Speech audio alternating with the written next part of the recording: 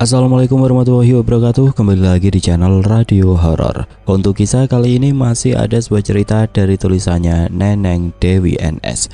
Dan untuk kisah yang akan saya bawakan kali ini sebuah kisah yang berjudul Penyesalan Sang Perawan Tua yang Dibawa Sampai Mati.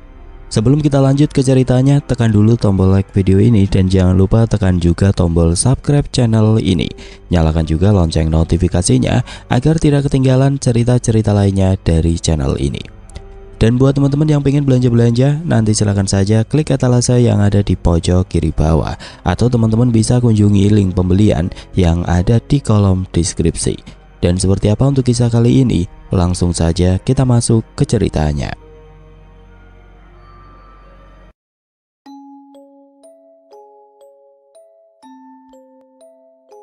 Menikah adalah ibadah, tapi memaksakan diri untuk menikah hanya demi sebuah status agar jangan sampai dicap perawan tua atau bujang lapuk bukanlah keputusan yang bijak.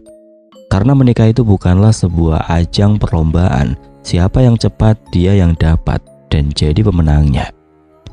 Menikah itu juga bukan hanya untuk jadi raja dan ratu sehari saja, tapi ada tanggung jawab besar di balik semua itu. Ibarat kata menikah adalah ibadah seumur hidup, yang belajarnya juga seumur hidup. Tidak bisa secara instan seperti kita membuat mie rebus. Menikah dengan orang yang salah, apalagi bila tanpa restu orang tua, hanya akan membuat malapetaka seperti yang tertuang dalam kisah ini. Semoga ada pelajaran berharga yang bisa kita petik dari sini. Siang itu Vera sedang menjajakan jualan pepes ayam seperti biasa dengan sepeda berkeliling kampung. Sesekali senyumnya terkembang sambil menyapa ramah orang-orang yang dia temui di jalan. Tentu saja Vera juga sesekali menawarkan dagangannya, berharap di antara orang-orang itu ada yang mau membeli. "Pagi Pak RT, Bu RT." Vera menyapa ramah Pak RT dan istrinya yang sedang duduk santai di teras rumahnya. Pak RT langsung membalas ramah, "Pagi juga Mbak Vera." Sebaliknya, Bu RT memasang wajah sebaliknya. Wajahnya berubah jutek sambil menatap sinis ke arah Vera. Vera memilih tidak mengindahkan dan mencoba menawarkan pepes ayam jualannya. "Pepes ayamnya Pak, Bu, mumpung masih hangat, baru saja keluar dari tungku," kata Vera dengan sopan dan ramah, lalu turun dari sepeda dan meminggirkannya di depan rumah Pak RT. Awalnya Pak RT mau menjawab, tapi keburu didahului istrinya. "Kamu jangan lagi menawarkan dagangan kamu ke suami saya ya. Saya tahu sebenarnya kamu itu hanya mau menggoda suami orang. Dasar perawan tua," ucap Bu RT sambil menatap dengan tatapan menusuk ke arah Vera. Vera sangat kaget mendengar ucapan Bu RT itu. Wajah Vera yang tadi ceria dan dihiasi senyuman kini berubah muram. Hatinya sangat sakit. Ini bukan pertama kalinya Vera dituduh mau menggoda suami orang, hanya karena statusnya yang masih belum menikah di usia 30 tahun. Kata-kata menyakitkan itu sudah terlalu sering Vera dengar hingga dia pun jadi terbiasa. Sudah kebal. Meski tidak dipungkiri, hatinya tetap terasa sakit. Niatnya yang hanya ingin menyambung hidup buat dia dan Bu Marni ibunya malah dituduh yang bukan-bukan. Padahal bukan maunya Vera jadi perawan tua, juga bukan bagian dari cita-citanya. Malah dulu Vera ingin sekali menikah muda seperti ibunya.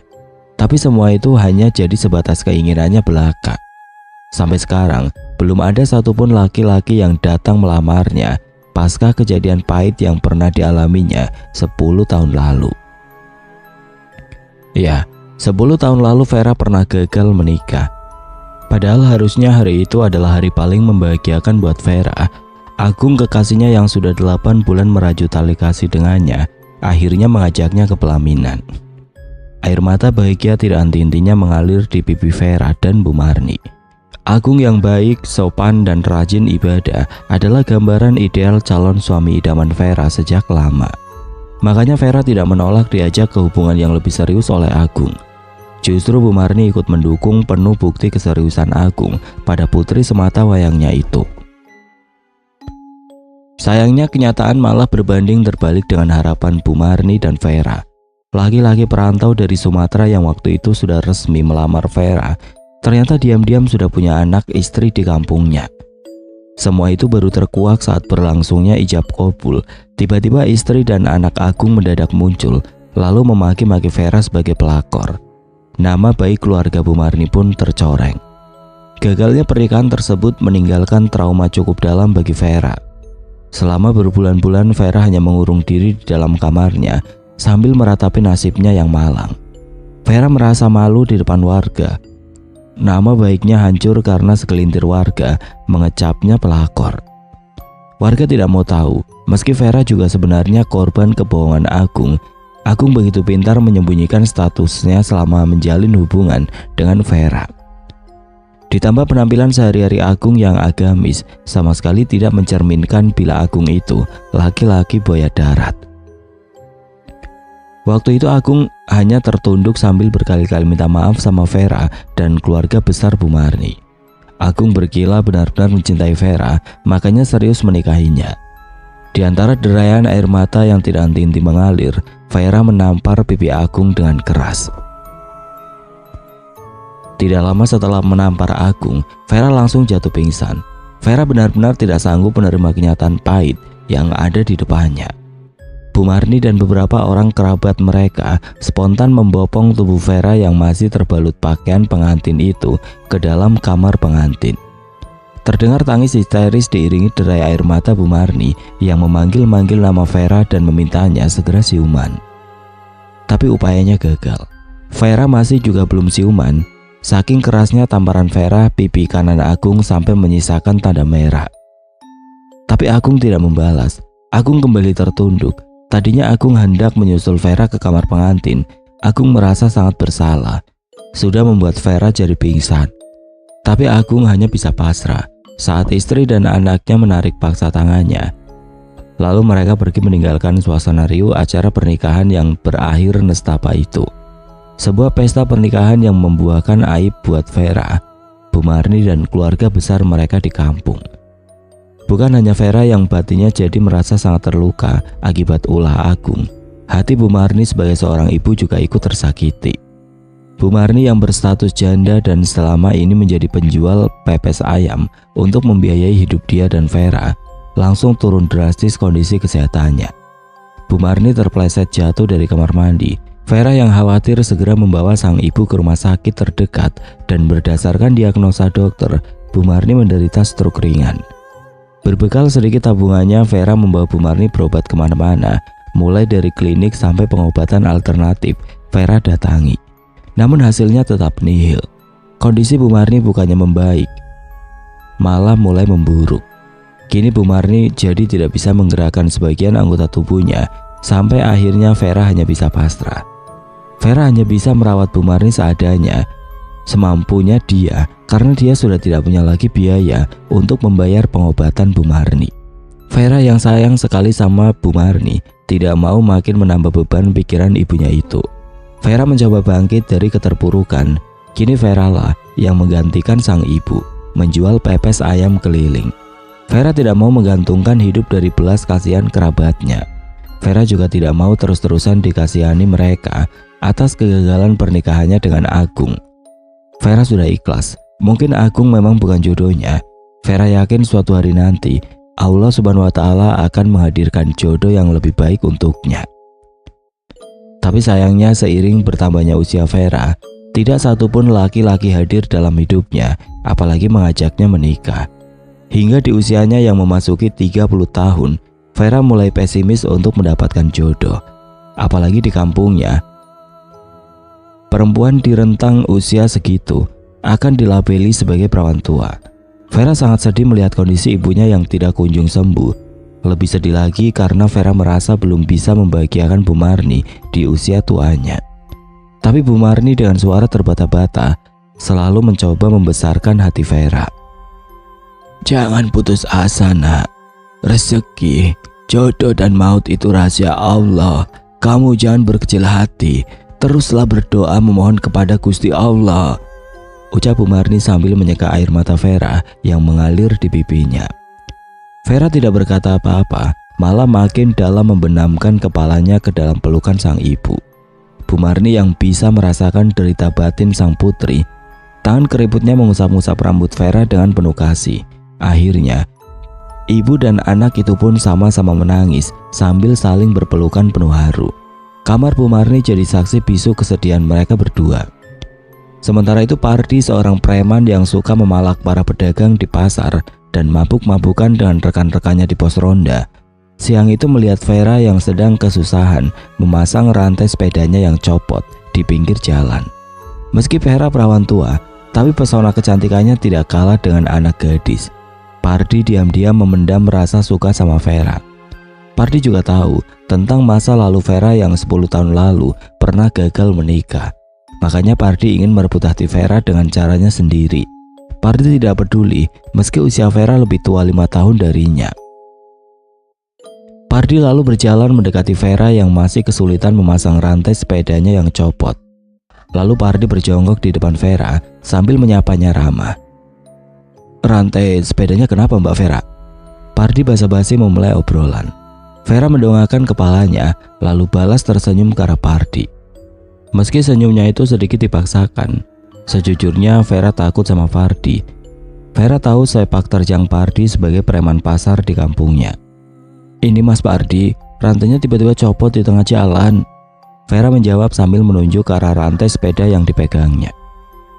"Ini kesempatan aku untuk mengambil hati Mbak Vera, tidak boleh aku sia-siakan," gumam Pardi dalam hati. Seulas senyum penuh rencana terukir di bibirnya. Pardi lalu menawarkan bantuan.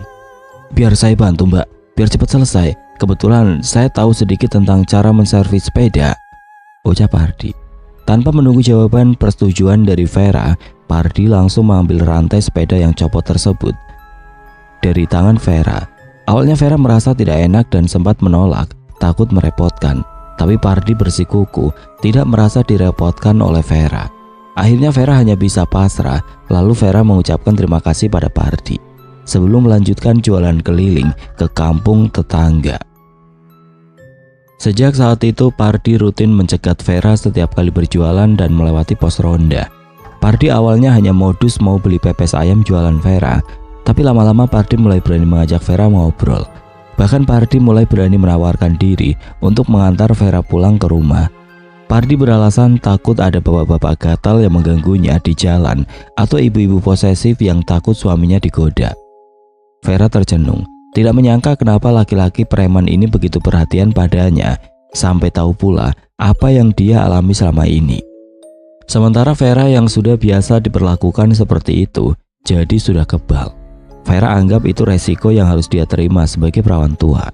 Tapi Vera yang mulai kepincut segala perhatian dari Pardi, akhirnya tidak kuasa menolak. Pardi dan Vera pun berjalan beriringan. Pardi membantu menuntun sepeda Vera. Sepanjang jalan mereka asik mengobrol hingga tidak terasa mereka pun sampai di depan rumah Vera. Vera basa-basi menawarkan secangkir kopi buat Pardi. Sebagai rasa terima kasih, Pardi tidak menolak. Senyum Pardi mulai terkembang. Dia yakin usahanya kali ini berhasil untuk menggait Vera. Tapi senyum Pardi langsung hilang saat di teras Bu Marni yang sedang menunggu kepulangan Vera malah memasang wajah tidak suka padanya. Tanpa menyapa apalagi menyuruh Pardi masuk ke dalam, Bu Marni dengan suara terbata-bata menyuruh Vera segera masuk ke dalam rumah.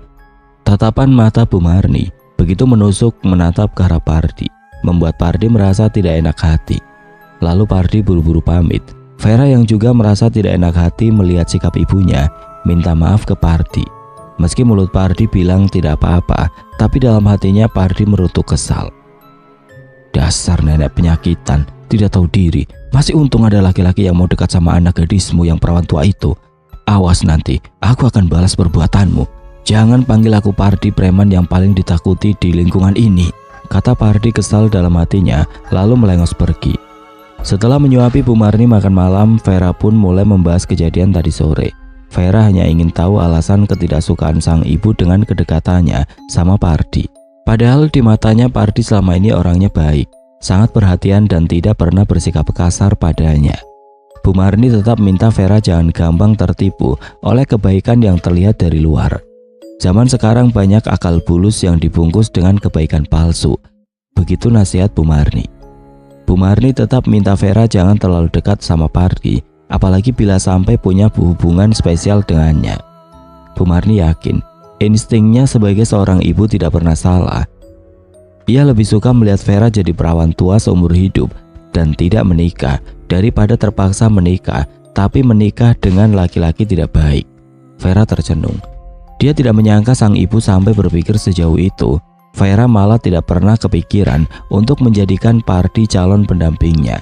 Meski Pardi selalu baik padanya, tapi Vera tidak mau menikah tanpa restu ibunya. Vera tercenung. Vera masih bimbang apa benar yang disampaikan ibunya itu. Bila memang Pardi selama ini kebaikannya palsu, lantas apa niat sebenarnya dibalik semua kebaikan palsunya itu? Vera bertanya-tanya dalam hatinya, tapi tidak kunjung dapat jawaban apapun. Vera tetap percaya Pardi itu tulus sama dia, bukan modus atau hanya pura-pura baik, seperti yang dibilang Bu Marni. Tapi demi menjaga perasaan sang ibu, Vera bertekad mulai besok akan menjaga jarak dengan Pardi. Vera tidak mau lagi memberi ruang pada Pardi untuk bisa lebih dekat dengannya lagi seperti sebelumnya. Sementara itu di pos ronda, Pardi sedang berkumpul sama rekan sesama premannya. Pardi tidak bisa menutupi rasa kesalnya pada Bu Marni yang tadi siang terang-terangan menunjukkan ketidaksukaan padanya. Pardi yang terbiasa mendapatkan apapun yang dia mau meski harus pakai cara memaksa, merasa harga dirinya sebagai preman yang paling disegani di wilayah itu akan jatuh bila sampai mendapat penolakan dari Vera. Dalam hatinya Pardi bertekad akan pakai cara tidak biasa untuk menaklukkan hati Vera. Malam itu juga diam-diam Pardi menemui seorang dukun kenalannya untuk meminta pelet pengasihan. Dukun itu memberi pelet berupa cairan berbentuk parfum yang dikemas dalam botol kecil. Pardi disuruh menyemprotkan cairan tersebut sebelum bertemu Vera. Dukun itu menjamin dalam waktu singkat Vera akan dibuat kelepek-kelepek dan akan menuruti semua kata-kata Pardi. Pardi tersenyum lebar. Pardi pun pamit setelah membayar sejumlah uang sebagai mahar sesuai yang diminta dukun itu. Singkat cerita, Pardi sudah siap-siap menunggu Vera yang sering melewati tempat itu. Jam segini, dari kejauhan pupil mata Pardi sudah melihat kemunculan Vera sambil mengayuh sepeda menjajakan jualannya. Pardi buru-buru mengeluarkan botol kecil berisi parfum pelet pemberian sang dukun. Lalu Pardi bergegas menyemprotkan parfum pelet tersebut ke tubuhnya. Cukup 2 semprotan. Habis itu Pardi kembali memasukkan botol parfum peletnya ke saku celananya. Sontak tercium aroma wangi kenanga yang cukup santer. Pardi lalu buru-buru memanggil Vera. "Mbak Vera, sini." Pardi memanggil sambil memberi isyarat dengan tangannya agar Vera mendekat ke arahnya. Vera yang tadinya mau belok kiri dengan tujuan menuju kampung lain mengurungkan niatnya. Sebenarnya Vera malas untuk menemui Pardi. Apalagi Vera masih ingat ucapan ibunya semalam. Vera hanya ingin jadi anak yang patuh pada orang tua. Ditambah lagi Vera memang tidak punya perasaan apa-apa ke Pardi. Vera hanya menganggapnya teman biasa, tidak lebih. Namun Vera tidak mau menyinggung perasaan Pardi dan terpaksa menghampirinya. "Iya Mas Pardi, ada apa?" tanya Vera dengan sopan sambil memarkirkan sepedanya di pinggir jalan. "Saya mau beli pepes ayamnya 1 ya Mbak," kata Pardi. Vera tersenyum dalam hatinya bersyukur sudah ada penglaris dagangannya, karena dari tadi pepes ayamnya belum ada yang laku satupun. "Baik Mas, sebentar saya bungkusin dulu ya." Dengan cekatan Vera mengambil daun pisang yang ditimpa kertas koran untuk membungkus pepes ayam pesanan Pardi. Vera tidak tahu diam-diam Pardi komat-kamit membaca mantra di belakangnya sambil mengeluarkan botol kecil berisi pelet dari saku celananya. Sambil cilingukan ke kiri dan ke kanan, Pardi lalu menyemprotkan cairan dalam botol kecil tersebut ke rambut dan punggung Vera. Vera yang tidak menyadari apa yang dilakukan Pardi langsung menyerahkan pepes ayam yang sudah dibungkusnya. "Makasih ya Mas, sudah beli dagangan saya," kata Vera sambil mengambil uang yang diangsurkan oleh Pardi. "Sama-sama, semoga dagangannya hari ini laris manis ya Mbak Vera," sahut Pardi. Vera tidak menjawab, hanya menjawab dengan senyuman manis. Lalu mereka berpisah di jalan. Mereka pun lanjut jualan ke kampung tetangga. Pardi sendiri kembali ke pos ronda dengan senyum tersungging di bibirnya. "Sekarang kamu benar-benar akan jadi milikku Vera," ucapnya dengan senyum jahat terpahat di bibir hitamnya. Di jalan, Vera tiba-tiba merasa pusing. Kepalanya terasa seperti baling-baling yang berputar ke sana kemari dengan kencangnya, hingga langkahnya terasa oleng. Vera bahkan hampir saja jatuh akibat hilang keseimbangan saat berjalan. Takut nanti kenapa-napa di jalan, Vera pun terpaksa memutuskan pulang. Vera sudah tidak memperdulikan dagangannya yang masih banyak. Bu Marni yang menyambutnya khawatir melihat Vera yang pulang lebih cepat. Dia suruh Vera segera istirahat. Anehnya dalam tidurnya Vera merasa seperti berada di sebuah tempat yang sangat gelap. Jangankan lampu, cahaya matahari pun tidak masuk ke tempat itu. Tempatnya sangat dingin dan pengap, membuatnya kesulitan bernapas. Tiba-tiba seorang laki-laki yang wajahnya mirip Pardi menghampirinya dan mengulurkan tangannya ke arah Vera. Pardi terlihat begitu gagah dan menawan di mimpinya itu, hingga Vera seperti terbius oleh pesona maskulin yang ditunjukkan oleh Pardi. Tanpa sadar, Vera pun menyambut uluran tangan Pardi.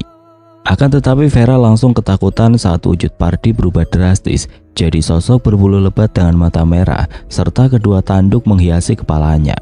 Sosok mirip genderuwo itu langsung menindih tubuhnya, lalu dengan beringas memeluk dan menciuminya hingga Vera terpekik. Saat terbangun, Vera sudah dibasahi keringat. Vera langsung istighfar, namun Vera tidak menceritakan mimpi buruknya tersebut kepada Bu Marni karena tidak mau sang ibu jadi mengkhawatirkannya. Sejak saat itu entah kenapa Vera selalu teringat akan Pardi. Vera seperti merindukan figur Pardi, sesuatu yang sudah 10 tahun ini tidak pernah dia rasakan pada laki-laki lain. Ya, tanpa disadari Vera mulai tergila-gila pada preman pasar itu. Hingga setiap hari sebelum jualan, Vera selalu mendatangi Pardi ke pos ronda. Vera tidak peduli dengan sikap heran yang ditunjukkan oleh rekan-rekan Pardi, sesama preman yang ada di pos ronda. Ya, karena selama ini mereka tahu betul Vera bukan tipe perempuan yang suka mendatangi laki-laki, apalagi Pardi. Sebaliknya, Pardi sangat kegirangan saat tahu pelet pengasihannya ampuh menaklukkan hati Vera. Pardi pun tidak menyia-nyiakan akan kesempatan itu, takut nanti Vera keburu sadar atau efek pelet pengasihannya berkurang. Pardi mengajak Vera menikah. Pardi berkilah dia hanya ingin segera memiliki Vera seutuhnya. Vera yang masih dalam pengaruh pelet pengasihan tentu saja tidak kuasa menolak. Vera justru bahagia akhirnya berhasil jadi istri laki-laki pujaannya. Namun Bu Marni langsung menentang rencana pernikahan yang diutarakan Vera dan Pardi. Bu Marni ingin Vera menikah dengan laki-laki yang taat beragama dan punya pekerjaan tetap, bukan laki-laki pemabuk, tukang malak, dan pengangguran seperti Pardi. Takut Vera jadi berubah pikiran karena terpengaruh oleh ucapan Bu Marni, Pardi pun tidak tinggal diam. Pardi kembali menemui sang dukun untuk minta pelet pengasihan yang lebih dahsyat, agar Vera lebih tunduk dan patuh kepadanya dibanding ke siapapun termasuk ibunya.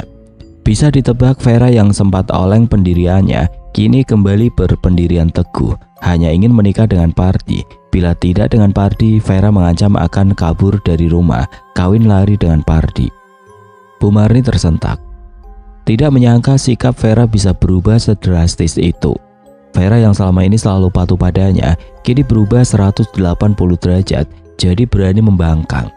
Tidak ingin ditinggalkan Vera, Bu Marni pun terpaksa menuruti kemauan putri kesayangannya itu.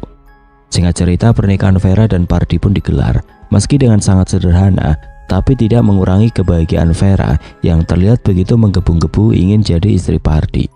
Sampai para tetangga yang julid menilai Vera perawan tua tidak tahu diri. Punya suami preman pasar saja bangganya melebihi punya suami pejabat. Tapi Vera tidak peduli dengan anggapan miring para tetangganya itu.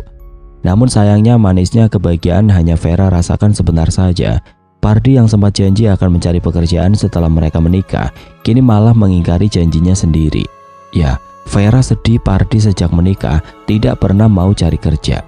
Padahal Vera lelah, selain harus mengerjakan semua tugas rumah jadi tukang punggung keluarga, juga harus mengurus Bu Marni ibunya yang menderita stroke. Setiap hari Pardi kerjanya cuma marah-marah, tidur, makan, main HP dan keluyuran tidak jelas dengan teman-temannya di pos ronda. Hal yang selama ini Pardi lakukan ketika masih bujangan. Pardi juga tidak pernah menghargai Bu Marni dan dianggapnya cuma menyusahkan dan hidup hanya jadi beban, anak dan menantunya saja. Bu Marni sering menangis disumpahi Pardi biar cepat mati. Vera yang tidak terima menegur Pardi.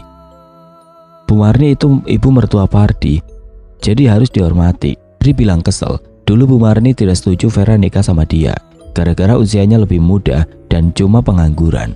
Padahal dulu Vera terpaksa mau nikah sama Pardi biar para tetangga berhenti menyebutnya perawan tua atau penggoda suami orang.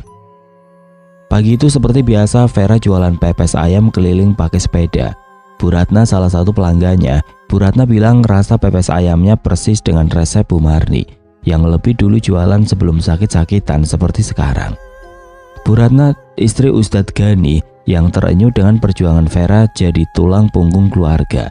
Dengan senang hati membantu merekomendasikan pepes ayam jualan Vera ke teman-temannya buat acara arisan dan pengajian. Vera sangat berterima kasih pada Bu Ratna. Sementara itu Elsa, seorang janda yang dulunya mantan pacar Pardi, juga sesama penjual pepes ayam dari kampung sebelah, kesal melihat Bu Ratna dan para warga memuji jualan Vera. Elsa merasa tersaingi. Elsa mencoba menjatuhkan usaha Vera. Dia fitnah bahan baku ayam Vera ayam tiren, makanya harganya murah. Elsa juga bilang Vera jualan pakai penglaris celana dalam, sampai sengaja menebar paku di rute jalanan jualan Vera sampai ban sepeda Vera kempes. Tapi semua usahanya selalu gagal. Kali ini saat ban sepedanya kempes, ada warga yang lewat menolongnya. Pardi awalnya ikut kesal usaha Vera selalu diusilin Elsa. Pardi mengancam Elsa jangan lagi ganggu Vera. Elsa coba cari cara lain buat menjatuhkan Vera, apalagi dia tuduh Vera sudah merebut Pardi. Jadi dulu Pardi memutuskan Elsa karena selalu menolak diajak nikah. Elsa cinta Pardi tapi tidak mau menikah sama laki-laki itu karena pengangguran. Elsa malah menikah dengan laki-laki tua tapi kaya, pemilik kontrakan, meski hanya dijadikan istri siri. Tapi istri pertama laki-laki itu akhirnya tahu suaminya nikah siri sama Elsa, lalu minta suaminya menceraikan Elsa. Elsa pun jadi janda dan kembali hidup susah seperti sebelumnya karena tidak diberikan harta gonogini. Pardi yang ingin punya istri yang bisa menanggung semua biaya hidupnya pun mendekati Vera. Dia tahu Vera dicap rawan tua dan butuh status nikah agar tidak dicemooh terus oleh para tetangga julid yang takut Vera menggoda suaminya. Elsa yang menyesal dulu tidak mau diajak nikah, masih cinta Pardi dan ingin merebut kembali Pardi dari Vera.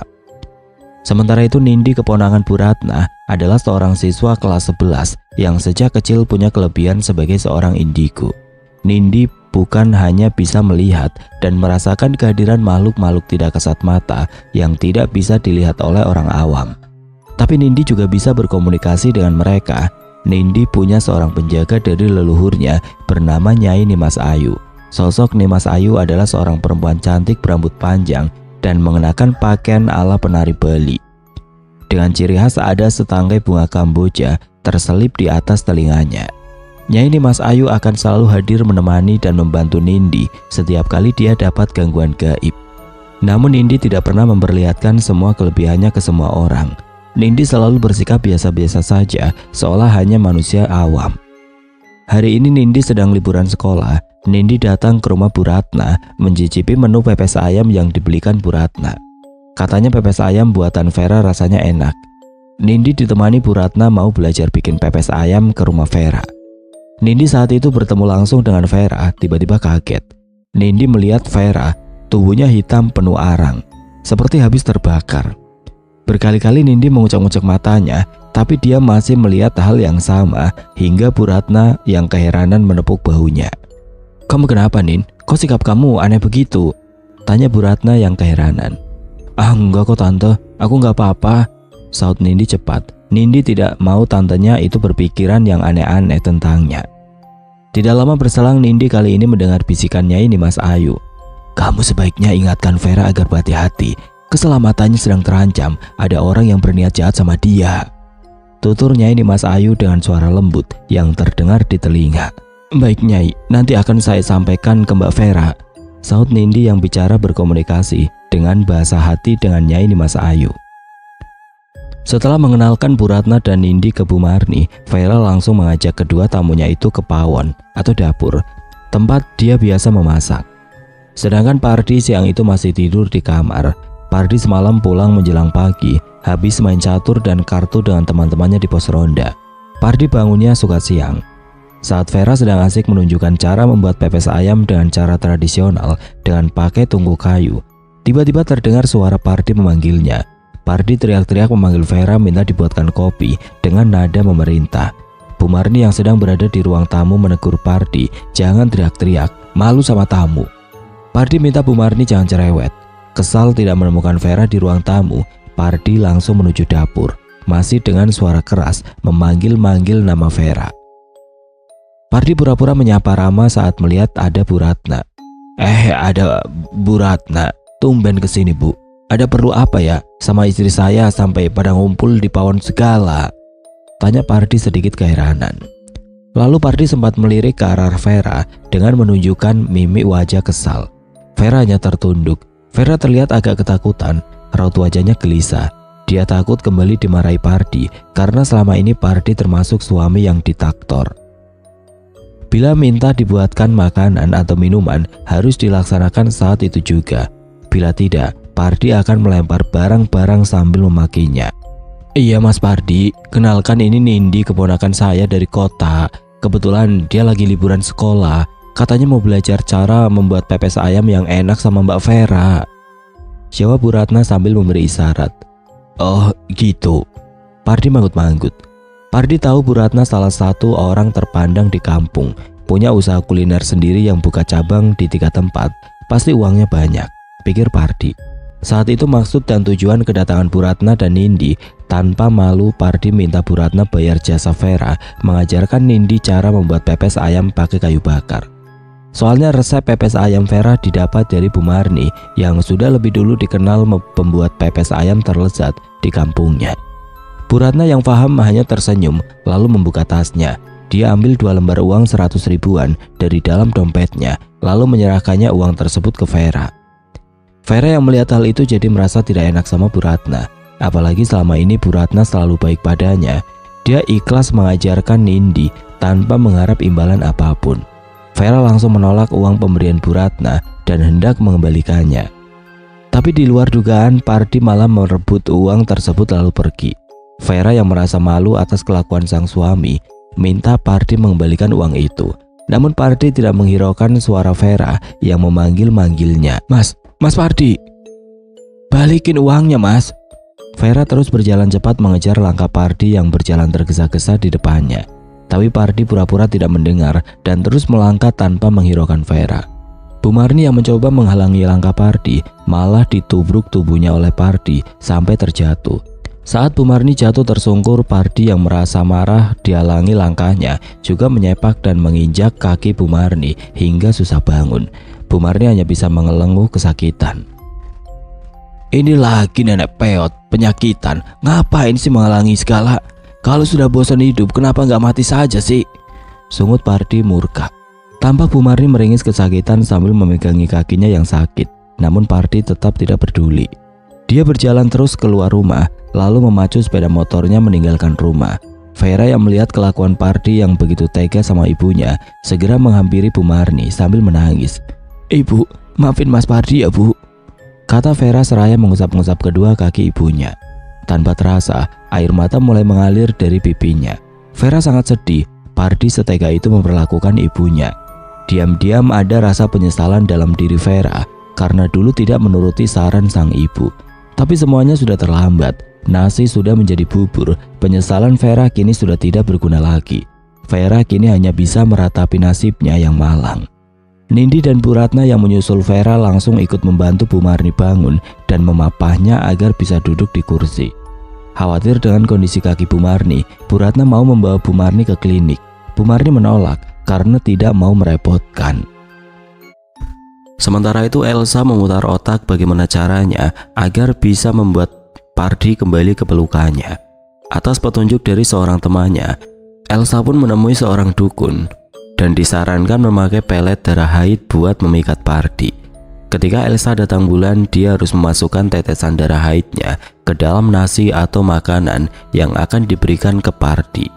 Tentu saja sebelumnya ada jambi-jambi dari sang dukun yang harus dibaca Elsa untuk memuluskan niatnya itu. Singkat cerita, Elsa membuat nasi goreng kecap kesukaan Pardi, lalu Elsa antarkan ke pos ronda. Awalnya Pardi menolak karena masih kesal sama Elsa, tapi Elsa berkilah untuk sebagai bentuk permintaan maafnya. Pardi pun dengan lahap menghabiskan nasi goreng yang sudah dicampur darah haid dari Elsa tersebut. Pada saat yang sama, Nindi dan Bu Ratna yang baru pulang dari rumah Vera melewati pos ronda. Nindi tanpa sengaja melihat Pardi yang sedang menikmati nasi goreng. Tampak Elsa ada juga di sana, menungguinya seraya tersenyum penuh arti. Nindi yang bisa melihat apa yang tidak bisa dilihat orang awam, kaget ketika makin dekat melihat ke arah pos ronda. Nindi merasa perutnya mual dan mau muntah karena dengan jelas melihat ada banyak tetesan darah memenuhi piring berisi nasi goreng yang sedang dinikmati Pardi. Namun Nindi tidak mau membuat kegaduhan di sana, malah buru-buru mengajak Bu Ratna pergi dari sana dengan menarik tangannya. "Kamu kenapa, Nin? Kenapa tiba-tiba narik tangan tante kayak gini?" ucap Bu Ratna yang masih bingung dengan sikap aneh Nindi. Tapi Bu Ratna tetap mengikuti langkah Nindi yang berjalan di depannya.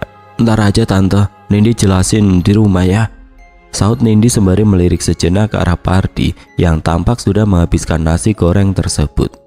Sementara itu tatapan penuh selidik ditunjukkan Elsa ke arah Nindi dan Bu Ratna yang belum lama lewat di depan mereka. "Keponakan Bu Ratna kenapa sikapnya aneh begitu ya? Apa mungkin dia bisa lihat kalau nasi goreng yang aku berikan ke Mas Pardi udah dicampur sama darah haidku?" kata Elsa dalam hati. Untuk beberapa saat Elsa tercenung, sampai akhirnya Elsa pilih buat bersikap bodoh amat. Bagi Elsa yang penting rencananya berjalan mulus dan dia sudah tidak sabar melihat Vera yang akan diceraikan Pardi juga akan dihancurkan usaha pepes ayamnya, hingga dia tidak lagi punya saingan. Sampai di rumah, Nindi langsung menyampaikan penglihatannya soal Vera dan nasi yang dimakan Pardi tadi. Awalnya Bu Ratna bingung karena masih belum terbiasa dengan hal-hal di luar nalar. Nindi yang tidak memaksa sang tante untuk percaya padanya. Nindi sudah biasa dianggap aneh bahkan oleh Bu Cahaya, ibu kandungnya sendiri. Efek dari pelet darah haid tersebut memang sungguh luar biasa. Setelah beberapa kali Elsa memberi makanan yang sudah dicampur dengan darah haid ke Pardi, lama-lama Pardi yang dulunya sangat benci sama Elsa malah berbaik jadi tergila-gila pada perempuan itu. Pardi tidak tahu kalau Elsa hanya ingin memanfaatkan dia. Elsa mau balikan sama Pardi asal mau bantu menghancurin usaha Vera. Pardi pun tidak keberatan. Dia rela melakukan apa saja demi Elsa. Pardi disuruh Elsa memasukkan sedikit bubuk pestisida ke dalam bumbu kuning pepes ayam olahan Vera. Akibatnya banyak pelanggannya keracunan, termasuk Nindi dan Bu Ratna. Mereka yang lagi menikmati makan siang langsung muntah-muntah dan badannya lemes. Namun Vera bersumpah bukan dia yang meracuni bumbu pepes ayamnya. Elsa menghasut warga jangan lagi beli pepes ayam jualan Vera. Vera sedih. Bila tidak jualan, bagaimana bisa dia membiayai hidup keluarganya dan beli obat buat Bu Marni yang kini lumpuh gara-gara kemarin kakinya ditendang Pardi. Nindi kembali bertemu Vera di warung Budini. Nindi merasa sangat gelisah sekaligus kasihan melihat aura warna abu-abu mulai menyelimuti sekujur tubuh Vera. Setahu Nindi, aura warna abu-abu adalah pertanda buruk buat yang bersangkutan, karena pertanda orang itu tidak lama lagi akan meninggal. Tiba-tiba Nindi seperti kembali merasakan kehadiran sosoknya ini, Mas Ayu. "Kasihan sekali temanmu itu, Nin. Dia sepertinya jadi korban pelet dan pengasihan oleh suaminya sendiri. Coba kamu bantu bersihkan." Suaranya ini Mas Ayu kembali terdengar di telinga Nindi. Nindi kembali memperhatikan Vera dan dia baru sadar memang ada sesuatu yang ganjil menyelimuti sekujur tubuh Vera selain aura kematian berwarna abu-abu yang tadi dengan jelas dia lihat. Namun Nindi tidak mau kalau Vera sampai tahu kalau dia sedang mencoba menetralisir pelet dan pengasihan tersebut dari tubuh Vera. Nindi pura-pura bilang kalau ada daun yang jatuh di atas kepala Vera, lalu sambil minta maaf Nindi pun mengusap ubun-ubun Vera setelah membacakan surat-surat pemusnah efek pengasihan dan pelet. Pura-pura mengambil daun yang tadi jatuh. Tiba-tiba tangan Nindi malah terasa panas seperti mau terbakar saat tangannya menyentuh ubun-ubun kepala Vera. "Ya Allah, kenapa seperti ada yang mencoba menghalangi aku buat menetralisir Mbak Vera ya?" keluh Nindi dalam hatinya. Nindi mengibas-ngibaskan kedua tangannya yang rasanya seperti terbakar. Bukan Nindi namanya kalau gampang menyerah begitu saja dalam membantu orang-orang yang membutuhkan pertolongannya. Lalu Nindi kembali mencoba mengulangi lagi, akan tetapi hasilnya malah tetap sama. Bahkan kedua tangannya mulai terasa bagai terpanggang api, padahal tidak ada sumber api apapun di sana. Gila, aura negatif dari pelet dan pengasihan Mas Pardi ternyata kuat banget. Aku harus bikin pagar gaib dulu buat badanku biar nggak diserang, kata Nindi yang lalu memejamkan mata dan dalam hatinya membacakan beberapa surat yang berasal dari Al-Quran buat pemagaran. Namun suara jerit kesakitan malah keluar dari mulut Nindi. Kali ini Nindi merasa kedua tangannya seperti memegang bara api. Saat kembali mencoba menyentuh ubun-ubun kepala Vera, melihat Nindi kesakitan, tentu saja Nyai Nimas Ayu tidak tinggal diam. Dia pun langsung muncul menunjukkan sosoknya. Nyai Nimas Ayu meniup kedua tangan Nindi. Ajaib, kedua tangan Nindi yang tadi terasa panas seperti terbakar api, tiba-tiba berubah terasa sejuk. Makasih Nyai, kata Nindi seraya memandangi kedua tangannya. Sepertinya Nindi masih merasa takjub dengan kejadian yang barusan dia alami. Nyai Nimas Ayu mengangguk pelan, lalu menghampiri Vera. Dia ambil bunga kamboja yang menempel di telinganya, lalu mengibaskan bunga kamboja tersebut mulai dari atas ubun-ubun Vera, lalu turun ke bagian kakinya. Nindi merasa takjub melihat ada kepulan asap keluar dari atas ubun-ubun Vera. Tubuh Vera tiba-tiba kejang-kejang seperti tersengat listrik. Untung Nindi segera menyambut tubuhnya hingga Vera tidak sampai jatuh. Setelah sebuah teriakan kesakitan keluar dari mulutnya, Vera pun pingsan dengan posisi dipeluk Nindi dari belakang. Pengaruh pelet dan pengasihan yang menempel di tubuh temanmu ini sudah berhasil saya bersihkan, tapi saya tidak bisa menghalangi takdir buruk yang akan menimpa dia. Semua itu sungguh di luar kuasa saya, ucapnya ini Mas Ayu. Nindi yang paham maksudnya ini Mas Ayu hanya mengangguk pelan. Terima kasih banyak Nyai, sudah membantu Mbak Vera, kata Nindi mengaturkan rasa terima kasih seraya mencoba membangunkan Vera yang pingsan. Vera pun siuman. Mbak Vera nggak apa-apa, tanya Nindi seraya mengangsurkan segelas air putih pada Vera. Vera langsung meminumnya hingga habis. Makasih ya Nin, alhamdulillah saya baik-baik saja. Tadi kepala dan badan saya terasa berat banget, tapi sekarang justru terasa ringan banget, saut Vera yang sepertinya merasa sedikit bingung dengan perubahan yang dialaminya. Nindi tersenyum bahagia. Berkat bantuannya ini Mas Ayu, pengaruh pelet dan pengasihan jahat dari Pardi sudah luntur. Namun Nindi masih kepikiran dengan hal buruk yang akan menimpa Vera nanti. Dia merasa sangat bersalah karena tidak bisa mencegahnya. Sementara itu Pardi nekat mau menjadikan Elsa istri kedua. Vera yang sudah terbebas dari pelet dan pengasihan Pardi tentu saja menolak tegas. Vera pun minta pisah dan mengusir Pardi dari rumahnya. Vera curiga, jangan-jangan Pardi yang tempo hari sudah memberi racun ke dagangannya hingga dagangannya tidak laku. Karena selama ini cuma Pardilah yang bisa bebas keluar masuk pawon selain dirinya. Pardi tidak mau mengakui perbuatannya, malah segera ke kamar mau mengambil celengan Vera buat modal menikahi Elsa. Pardi tahu tabungan dalam celengan ayam jago Vera jumlahnya banyak karena dia rutin menabung setiap hari untuk perbaikan rumahnya. Vera yang lagi masak pepes ayam di pawon baru ingat belum menyuapi Bu Marni sarapan dan memberi obat. Vera pun meninggalkan pawon sebentar untuk mengecek apakah sang ibu sudah bangun atau belum. Tiba-tiba Vera melihat Pardi keluar dari kamar lalu melewati pawon sambil membawa celengannya. Vera kaget dan setengah berlari menghampiri Pardi mau merebut celengannya. Pardi dengan sekuat tenaga mendorong tubuh Vera ke arah tungku kayu yang masih menyala. Wajah dan tubuh Vera pun melepuh kena arang panas. Bukannya menolong sang istri, Pardi malah makin dalam membenamkan tubuh Vera ke dalam tungku. Teriakan dan jeritan kesakitan sang istri tidak dihiraukannya. Vera pun akhirnya tewas terpanggang. Pardi buru-buru menimbun tubuh dan wajah jasad Vera memakai abu bekas pembakaran tungku. Bu Marni yang masih berada di kamarnya langsung terbangun karena mendengar suara gaduh. Bu Marni turun dari kasur sambil ngesot memanggil-manggil nama Vera dan Pardi. Tapi tidak ada jawaban baik dari Pardi maupun Vera. Pardi yang takut ketahuan buru-buru kabur sambil membawa celengan milik Vera. Tanpa sengaja tangan Bu Marni menyenggol gelas yang ada di meja samping ranjangnya, sehingga menimbulkan suara gaduh. Gelas kaca itu pun pecah ke lantai. Kini lantai dipenuhi pecahan gelas yang pecah dan air yang tumpah. Bu Marni yang kaget langsung istighfar. Astagfirullahaladzim, pertanda buruk apa ini ya Allah?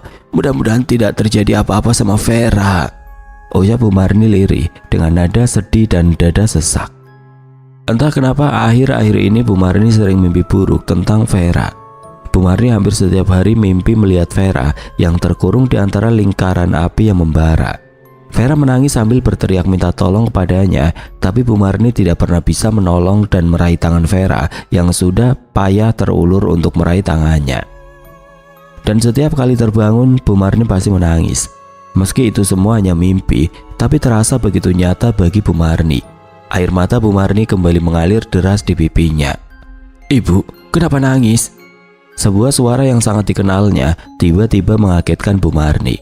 Tepat di depan pintu kamar nampak Vera berdiri sambil membawa nampan berisi sarapan berupa bubur ayam dan obat yang harus diminum secara rutin oleh Bu Marni. Tapi kali ini wajah Vera tanpa sedikit pucat. "Vera, kamu kemana saja nak? Ibu dari tadi manggil-manggil kamu." Bu Marni segera menyeka air matanya yang terlanjur mengalir di pipinya. Bu Marni tidak mau membuat sang anak jadi mengkhawatirkan dirinya. "Maafin Vera ya Bu, tadi Vera keluar sebentar membeli bubur ayam buat ibu. Ibu makan yang banyak ya. Obatnya jangan lupa diminum biar cepat sembuh." Vera tersenyum sambil menyimpan nampan tersebut di atas meja. Lalu dengan cekatan Vera menyapu dan mengepel lantai yang tadi kena pecahan gelas Bu Marni. Bu Marni tersenyum melihat sang putri yang begitu berbakti padanya. "Kamu sendiri gak makan nak?" tanya Bu Marni yang mulai menikmati bubur ayam yang masih panas tersebut.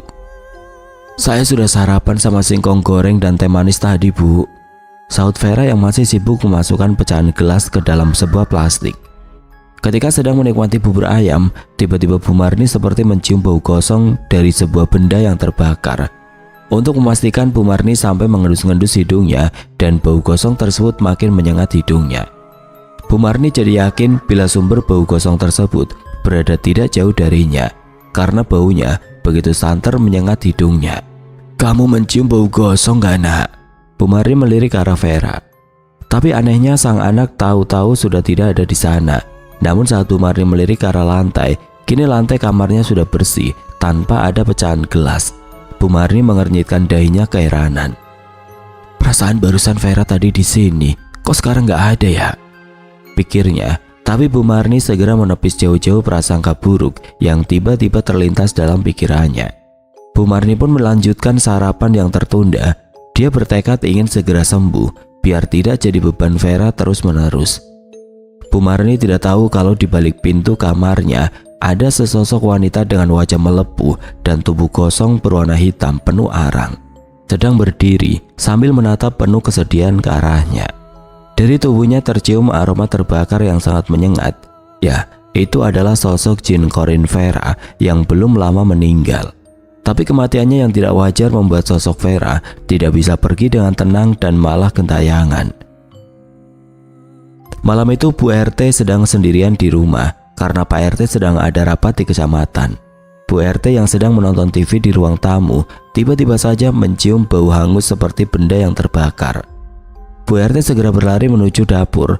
Takut tadi dia lupa mematikan kompor gas waktu habis masak buat makan malam. Tapi kompor gasnya sudah dia matikan. Namun bau gosong itu masih tercium, membuat Bu RT khawatir dan mengira jangan-jangan berasal dari barang-barang elektroniknya yang terbakar akibat konsleting listrik. Kemudian dia periksa satu persatu mulai dari TV, kulkas, rice cooker, mesin cuci, kipas angin dan dispenser. Kembali Bu RT dibuat bingung sebab tidak ada alat-alat elektronik di rumahnya yang terbakar. Aneh, di rumah bau gosong tapi tidak ada yang terbakar. Bu RT kebingungan sambil jalan mondar-mandir memikirkan penyebab bau gosong. Tiba-tiba bulu kuduk Bu RT merinding ketika semilir angin mendadak berhembus dari arah belakang tubuhnya. Disusul terdengarnya suara pintu depan yang terbuka. Awalnya Bu RT mengira itu suaminya yang baru pulang rapat. Lalu Bu RT bergegas berjalan menuju pintu depan. Namun semua yang dibayangkannya meleset. Di depan pintu kini berdiri sesosok wanita yang sekujur tubuhnya hangus menghitam, seperti habis terbakar. Mendadak tubuh Bu RT mulai gemetar menahan rasa takut, karena setelah dia perhatikan, wajah sosok itu mirip sekali dengan Vera. Siapa kamu? Ngapain kamu ganggu saya? Pergi!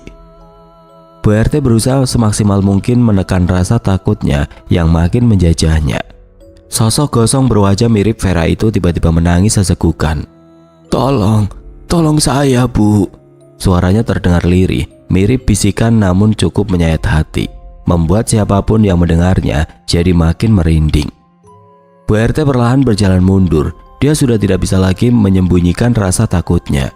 "Pergi kamu, jangan ganggu saya. Tempatmu bukan di sini." Suara Bu RT terdengar gemetar, sedangkan kedua tangannya memberi isyarat agar sosok itu jangan mendekatinya. "Tolong saya, Bu, tolong." Sosok itu tidak mengacuhkan permintaan Bu RT, malah mulai melayang mendekati Bu RT sambil terus terisak meminta pertolongan. Hal itu tentu saja semakin membuat Bu RT jadi makin ketakutan dan akhirnya jatuh pingsan. Sementara itu di tempat lain, Elsa senang sekali dikasih kabar kalau Vera sudah mati oleh Pardi. Kini dia jadi tidak punya saingan dan hanya tinggal menunggu waktu buat menjadi istri Pardi. Untuk sementara waktu, Elsa minta Pardi tinggal di rumahnya saja. Tapi Pardi harus melakukan semua pekerjaan rumah. Pardi yang masih dalam pengaruh pelet darah haid tentu saja manut. Malam itu Elsa pulang jualan melewati sebuah tempat gelap berupa kebun-kebun warga yang ditanami pisang. Tiba-tiba sosok Vera muncul menyeringai dengan wajah rusak dan tubuh hitam gosong, tertutup abu pembakaran. Menghadang langkahnya, Elsa ketakutan, langsung mengayuh sepeda sekencang-kencangnya sambil terisak histeris ketakutan. Karena Elsa lari tidak melihat ke arah jalan, sepedanya pun menabrak pohon. Elsa jatuh tertimpa sepedanya sendiri. Besoknya, Elsa ditemukan warga yang mau berangkat ke sawah. Malam itu Bu Ratna melihat Vera tumben jualan pepes ayam malam-malam. Dia ingin sekali membeli pepes ayam, meski sempat dilarang oleh suaminya. Soalnya Bu Ratna belum lama ini habis keracunan pepes ayam buatan Vera. Tapi Bu Ratna bilang sudah mencoba pepes ayam jualan Elsa, tapi tidak seenak buatan Vera. Mereka heran, kok Vera diam saja saat dipanggil. Tidak lama Bu Ratna dan suaminya lari ketakutan menabrak Pak RT yang berjalan dari arah berlawanan. Pas mereka lihat, wajah sosok Vera yang sangat menyeramkan. Nindi sedang asik main ponsel di kamar.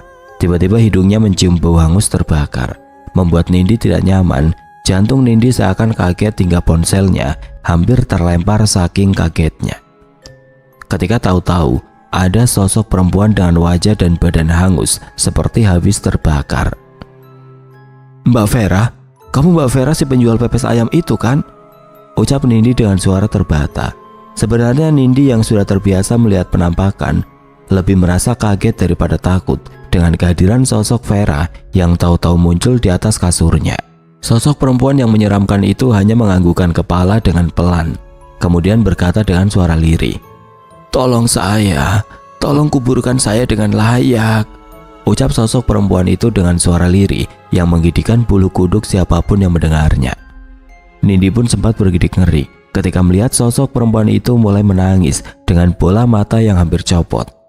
Gadis itu refleks menutupi hidungnya dengan tangan karena tidak tahan dengan bau gosong yang keluar dari tubuh sosok itu.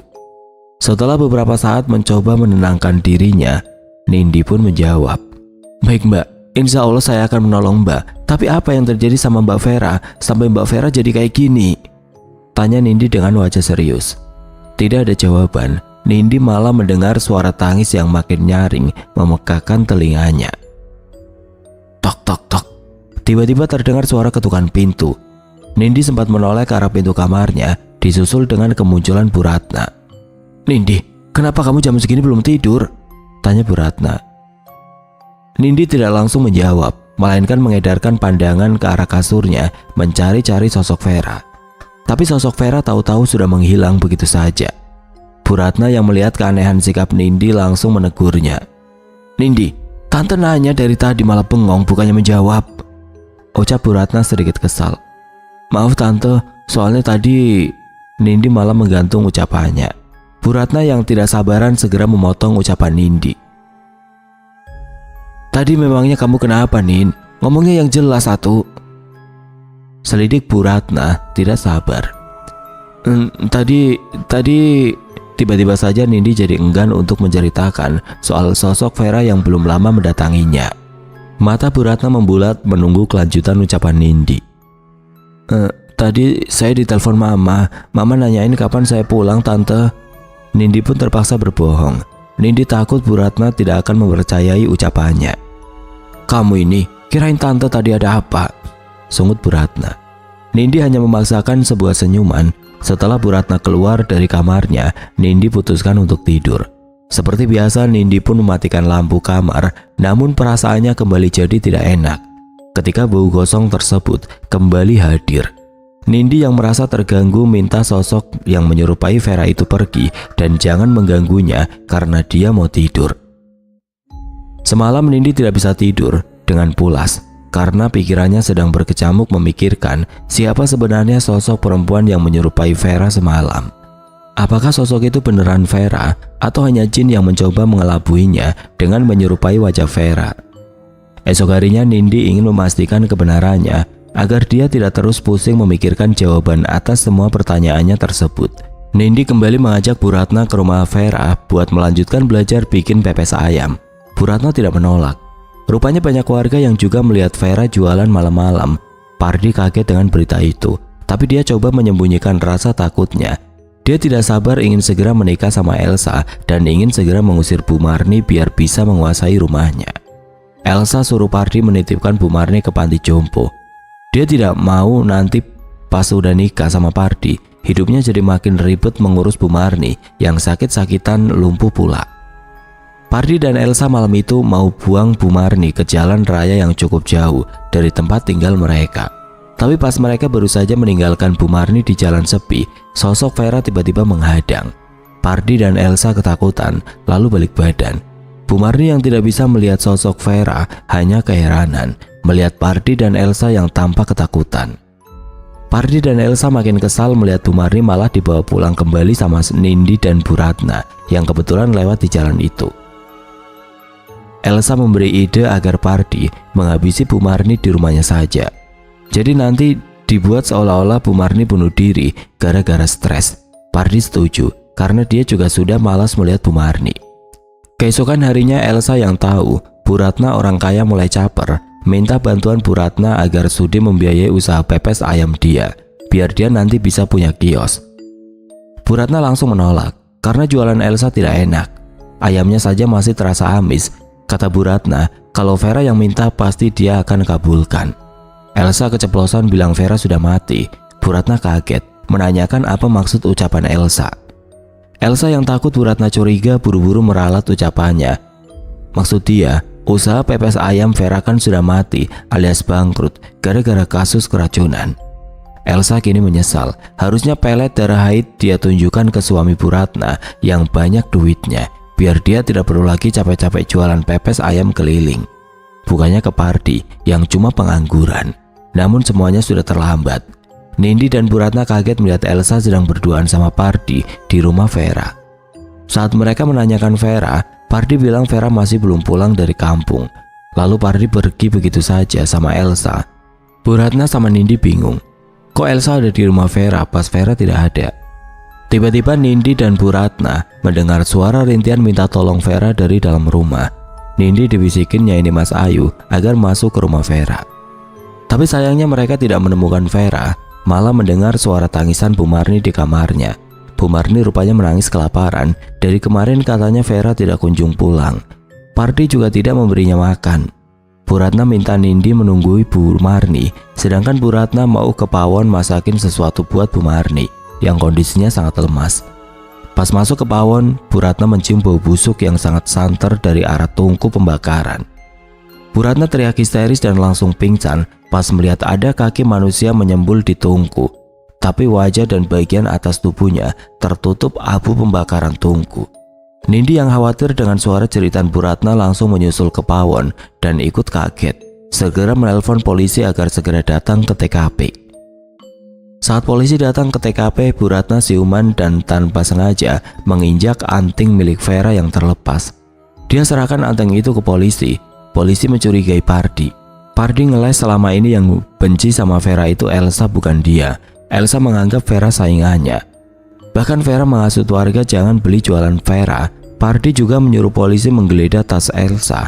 Di sana masih ada botol kecil berisi racun yang tempo hari dipakai buat meracuni bumbu kuning pepes ayam Vera. Elsa tidak terima Pardi malah mau menjeblosin dia ke penjara. Jadi Pardi rupanya diam-diam memasukin botol kecil itu ke dalam tas Elsa setelah dia pakai meracuni bumbu kuning pepes ayam Vera. Nyai Mas Ayu merasuk ke tubuh Nindi dan menunjuk-nunjuk ke arah atas tungku yang terbuat dari besi. Ada bercak darah mengering di sana. Lalu Nyai Mas Ayu segera keluar lagi dari dalam tubuh Nindi. Bu Ratna bilang pasti itu bercak darah Vera saat kepalanya terantuk tungku. Nindi mengangguk dan yakin pasti Vera didorong ke arah tungku tersebut hingga jatuh. Setelah polisi melakukan penyelidikan, ternyata semua bukti-bukti mengarah ke Pardi. Sidik jari Pardi banyak ditemukan di tubuh jasad Vera, di anting dan kepalanya. Bercak darah Vera yang sudah mengering juga ditemukan di pinggiran tungku. Pardi pun mau ditangkap.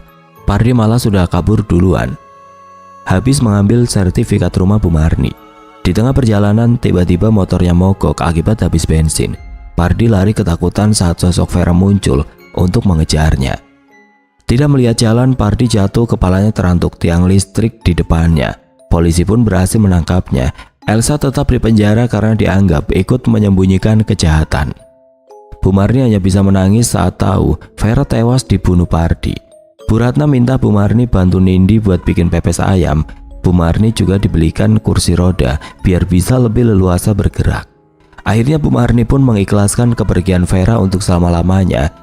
Di depan makam Vera yang masih basah, Bu Marni berjanji akan selalu mendoakan sang anak semoga diterima di tempat terindah di sisinya.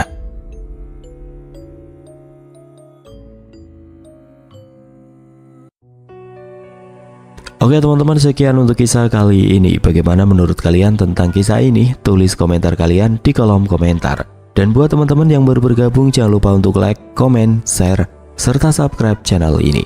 Dan nantikan kisah-kisah horor berikutnya tetap di channel Radio Horor. Wassalamualaikum warahmatullahi wabarakatuh.